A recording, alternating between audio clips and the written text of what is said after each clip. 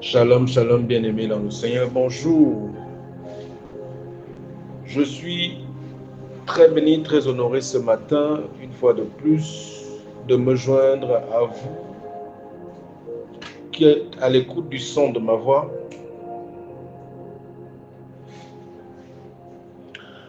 Que le Seigneur te bénisse, toi qui m'écoutes. Et pendant que tu te lèves, je veux que tu informes quelqu'un, tu connectes quelqu'un, partage avec quelqu'un, soit une bénédiction pour une famille, pour un groupe ce matin. Lorsque tu te lèves alors ce matin, saisis-toi de ta Bible avant que nous ne puissions élever nos voix pour commander cette journée, pour célébrer la présence de notre Père, notre Dieu qui nous accompagne partout.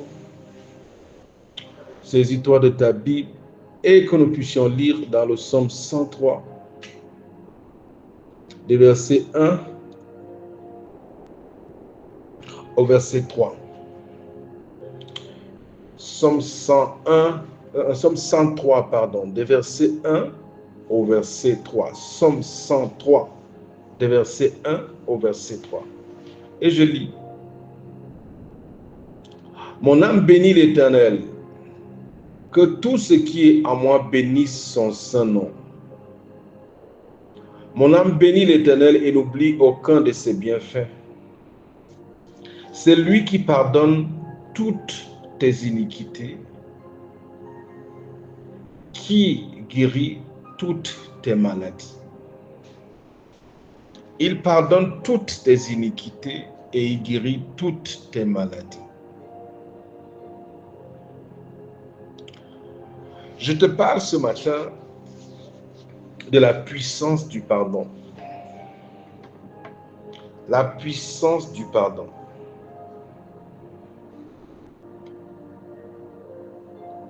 Quand je parle de pardon au cours de ces temps, je voudrais aborder le pardon sur plusieurs angles. Le pardon de Dieu, le pardon fraternel ou gouvernemental, le pardon des hommes, de toutes les façons, Dieu et les hommes. Quand Dieu parle du pardon, comment procède-t-il? Sur quoi s'appuie-t-il? Le pardon, c'est déjà quoi? C'est l'action de tenir pour non avenu une faute, une offense, de ne pas en tenir rigueur au coupable et de ne pas lui en garder de ressentiment. C'est pour ça que tu verras dans Colossiens chapitre 2, je crois verset 13, verset 12, il dit, il nous a fait grâce de toutes nos offenses.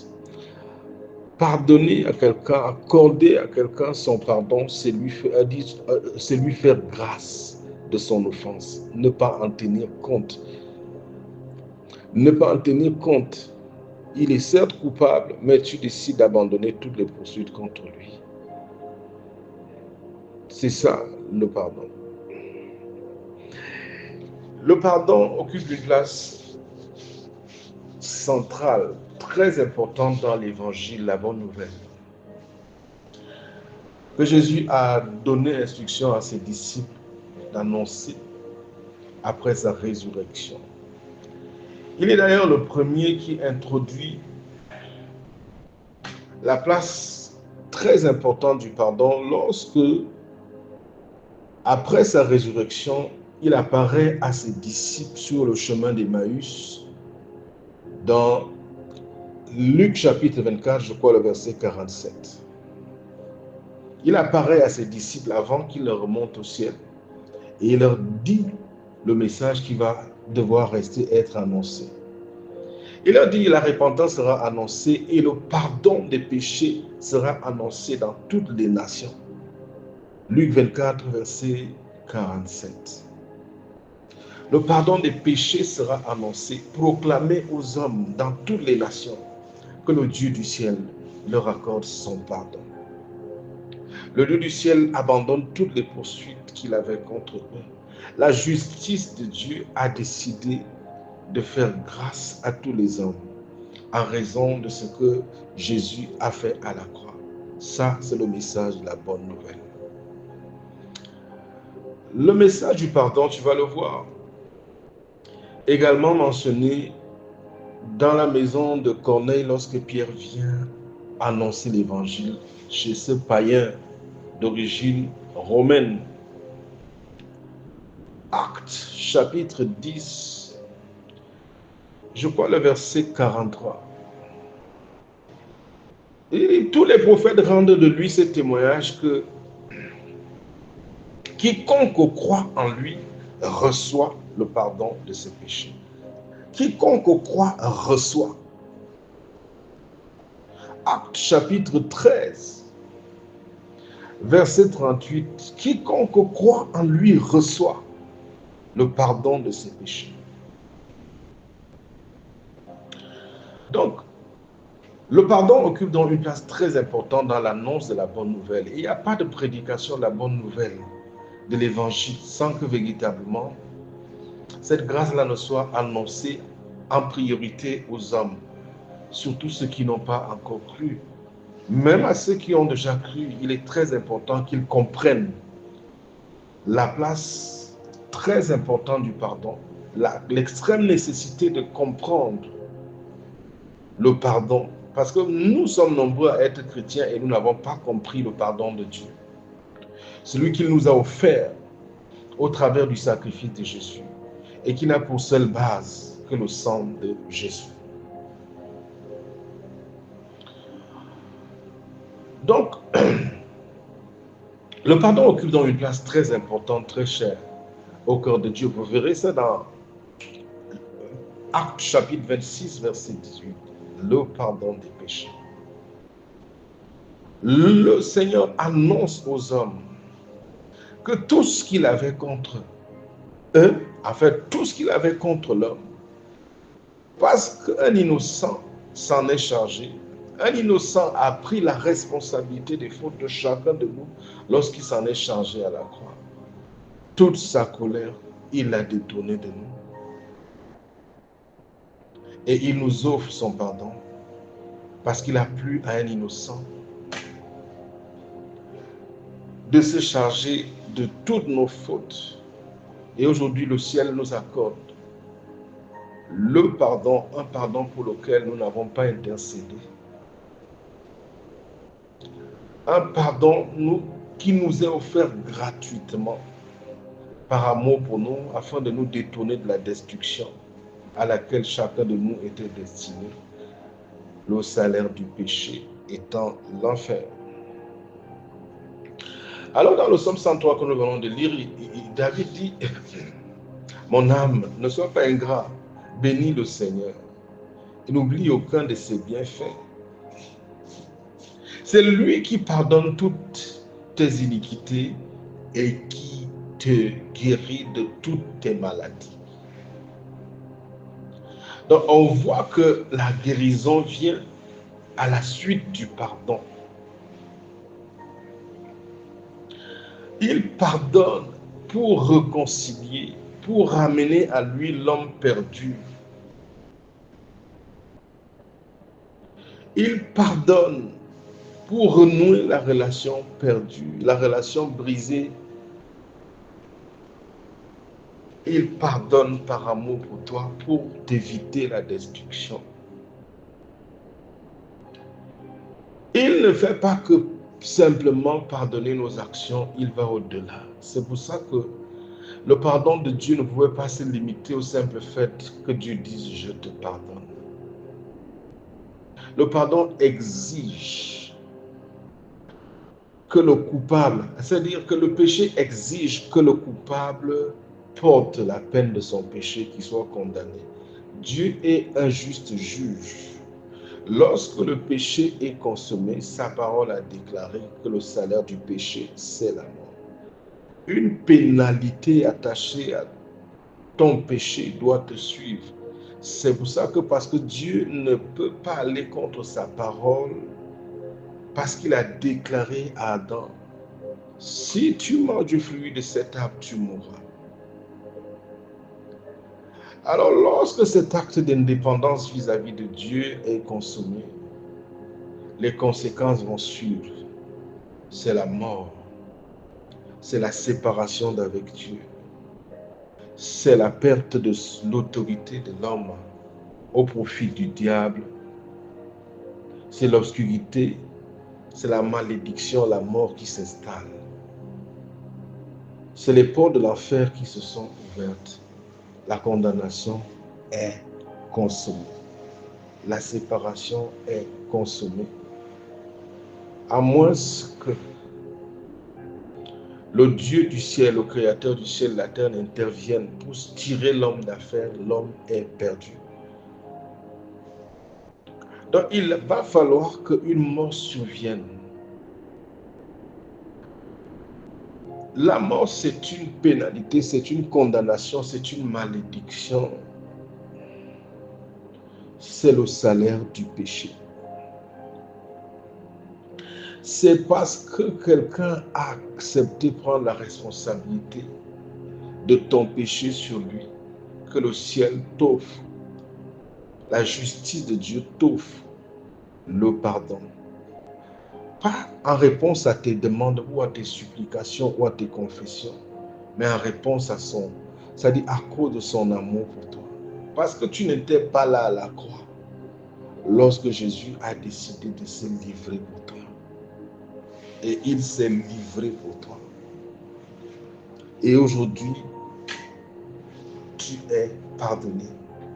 Tous les hommes de ce monde, le pardon de Dieu leur est offert depuis la croix du Calvaire. Le pardon de Dieu leur est offert. Dieu n'a plus rien contre toi qui a l'écoute du son de ma voix. Et il n'aura jamais plus rien contre toi parce que tout ce qu'il avait contre toi a été détourné dans le corps de Jésus. C'est en raison de cela que Dieu n'a plus rien contre toi. La différence entre toi qui as cru en Jésus et les autres qui n'ont pas encore cru, c'est que toi, tu as reçu ce pardon. Tu as entendu peut-être la bonne nouvelle et tu as ouvert ton cœur et tu as cru en lui. Aujourd'hui, tu te tiens sur le pardon que Dieu t'a offert au travers du sacrifice de Jésus. Tu te tiens sur ce pardon. Donc, tant ceux qui ont cru que ceux qui n'ont même pas encore cru, le pardon leur a été offert. Toi, tu as saisi le don. Toi, tu as entendu parler du don. Tu as soumis ton cœur à Jésus, l'agneau de Dieu qui enlève le péché du monde. Tu as reçu le pardon de ton péché, de tes péchés. 1 Pierre chapitre 2, verset 24 dit, il a pris lui-même dans son corps nos péchés. Il a pris lui-même dans son corps à la croix nos péchés. C'est en raison de cela que tes fautes sont pardonnées. Bien-aimé, il est important que tu comprennes que tu es le pardonné de Dieu. Pas pour quelques heures, mais tu es pardonné. Pour aujourd'hui, pour hier, pour aujourd'hui et pour demain, le pardon de Dieu t'est accordé. Il est appuyé, il s'est appuyé, il est appuyé sur le sang de Jésus. Et c'est une bénédiction qu'on reçoit parce qu'elle est accordée bien avant que tu ne formules la moindre demande. Elle est accordée depuis la croix. Tous les prophètes rendent de lui ce témoignage que quiconque croit en lui reçoit. Tu reçois parce que c'est déjà là. Tu reçois parce que c'est offert. Acte chapitre 10, verset 43. Acte chapitre 13, verset 37-38. Acte chapitre 26, verset 17 à 18. Luc chapitre 24, verset 47. Somme 103, verset 1 à 3. Reçoit. Un homme était porté par ses frères et ils l'ont amené vers Jésus. Et la Bible dit dans Marc chapitre 2, Matthieu chapitre 9, que pendant que Jésus regardait ces gens qui ont déposé sous son regard leur frère paralytique, il a regardé à ces gens. Il a dit au paralytique, mon fils, tes péchés te sont pardonnés. La Bible dit, voyant leur foi, Jésus dit, voyant leur foi, la Bible dit, voyant leur foi, Jésus leur dit, mon fils, tes péchés te sont pardonnés. Quand Jésus voit ta foi en lui, lui l'agneau de Dieu qui ôte le péché du monde, lui l'agneau de Dieu qui a la mission d'enlever le péché, alors ton péché est pardonné, ou encore mieux, enlevé devant le trône de Dieu. Il te confère alors un état de nettoyage spirituel qui te donne accès à son intimité. C'est lui qui te donne, c'est lui qui procède au nettoyage. C'est lui qui initie ton nettoyage, qui te le propose, qui te l'offre. C'est quelque chose à recevoir. Ça s'est passé à la croix. Est-ce que tu peux recevoir le pardon de Dieu et cesser de te culpabiliser comme une grâce qu'il t'accorde? Le Romains chapitre 4, verset 7, dans la version King James dit, béni est l'homme à qui le Seigneur n'impute point, le Seigneur ne compte point son iniquité. Béni est l'homme. Dans d'autres versions, il dit, heureux est l'homme. Donc, le pardon apporte la bénédiction. À l'endroit où il dit heureux, ou bien il dit béni, tu peux dire guéri. Tu peux dire délivré. Tu peux dire protégé, favorisé, parce que la bénédiction va avec tout cela. Donc, si la maladie est une malédiction,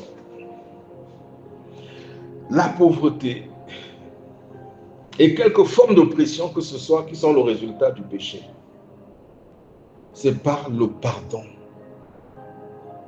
que Jésus va briser les malédictions dans les vies des gens. Dès lors que le péché est pardonné et tu as reçu ce pardon, tu es convaincu que devant lui, tu es lavé de tes fautes. Devant lui, il ne te voit pas chargé de fautes parce que Jésus est chargé de tes fautes. Dès lors que tu te vois devant lui comme une personne acceptée en permanence, convaincu qu'il ne te repoussera jamais, que tes fautes te sont pardonnées, alors commence à te voir béni. Proclame-toi délivré. Proclame-toi guéri. Parce que dès lors que le pardon est reçu, célèbre-le pour toutes les autres bénédictions. Le pardon de Dieu est la porte d'accès à toutes les bénédictions du ciel. En lui, nous avons la rédemption et la rémission de tous nos péchés. Rémission ou pardon, rédemption veut dire délivrance. Donc, il te pardonne pour te délivrer, il te pardonne pour te guérir, il te pardonne pour te donner accès à la bénédiction, à sa bénédiction. Quelqu'un dise avec moi, Seigneur, merci. Merci, j'ai accès à tout ce qui t'appartient. C'est toi qui as voulu que les choses soient ainsi. Tu m'as pardonné de toutes mes fautes. Merci pour l'amour que tu m'as témoigné lorsque pour moi tu t'es sacrifié. Tu as enduré toutes les pénalités attachées à mes iniquités. Je voudrais te dire merci. Merci infiniment pour la croix. Merci pour le sang versé. Merci pour le sacrifice. Tu as livré ton corps pour porter, pour endosser toutes mes fautes, pour me détourner de toute la colère de Dieu. Aujourd'hui, je suis accepté, en paix avec le Dieu vivant, par la vertu de ton sang versé pour moi. Convaincu de ton amour pour moi et de ce que tu m'as tout pardonné, Seigneur, merci. Je reçois ce pardon ce matin, je me tiens sur ce pardon et je le célèbre. Je te dis merci. Parce qu'avec mon pardon consommé, je sais également que la malédiction est tombée. Parce que mes péchés me sont ôtés, je sais qu'entre toi et moi, il n'y a plus de séparation. Tu m'as réuni à toi. Je n'ai plus à errer, guetter de loin vers les montagnes, espérant qu'un jour tu interviendras dans ma situation. Aujourd'hui, en raison du pardon que tu m'as accordé, Tu m'as uni à toi. Tu me donnes de me tenir dans ton intimité et de jouir de tout ce que tu es pour moi. Merci, Père. Merci, la maladie ne peut pas tenir. Merci, la malédiction ne peut plus tenir. Merci, toi et moi, nous ne sommes plus séparés. Merci, tu as ôté de ma vie ce qui me séparait de toi. Tu m'as ramené à toi. Je peux célébrer mon union avec toi, pas pour quelques heures, mais pour toujours. Parce que ton sang plaide pour mon pardon en continu. Je me tiens sur ce que tu as accompli pour moi et je te dis merci. Je peux me lever aujourd'hui et commander à la malédiction de cette terre parce que l'Écriture dit béni est l'homme à qui le Seigneur n'impute point l'iniquité. Seigneur, en toi je suis béni, par toi je suis béni, par la vertu de ton sang versé. Mes péchés me sont pardonnés. Ton sang versé est la raison pour laquelle le ciel ne voit plus mon péché dans ma vie, mais dans le corps de Jésus. Merci, en toi aujourd'hui, je suis un nouvel homme, un pardonné. Comme tu as déclaré à ces paralytiques, tes péchés te sont pardonnés.